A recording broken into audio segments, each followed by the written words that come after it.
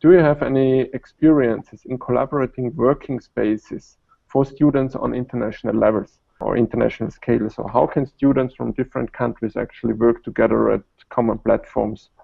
Where do you expect here possible sticking points? And do you have any recommendations in planning such a platform? Or do you know similar platforms at all even? Yeah, so I think the other component on the pre-service teachers and the students and the collaborative space, I'm trying to think of some particular examples, and I just come back to this example from our colleagues at Cologne University, where they have this big, I think, EU-funded project where they've looked at students across these 13 universities, including scholarships, including learning, I guess, by being together. And in the EU, there's the Erasmus Mundus type of exchange mobility that is taking place. So with them getting the faculty also involved, so I think that was one of the most popular programs under that consortium, where the other pillars were on research, where they actually funded faculty to look at on ecosystems, on disaster-related activities. So with students and the common learning space with faculty, I think there are different models. It depends on how international you want Swedish to run the program, yeah? Whether it's with students from Africa, Asia as well. So that, I guess, would again be something to factor in.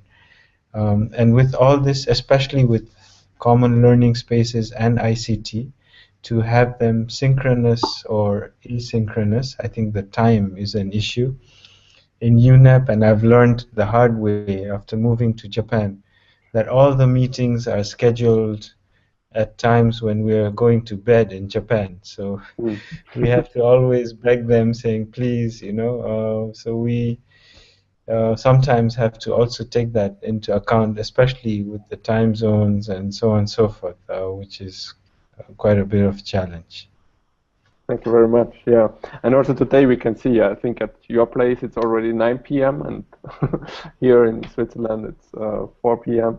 So time differences are definitely one aspect to reflect when collaborating internationally, especially live. Lawrence, do you also want to respond? Just a very brief comment. I was not very sure whether the question by Stefan Baumann was more about content or about just a technological platform.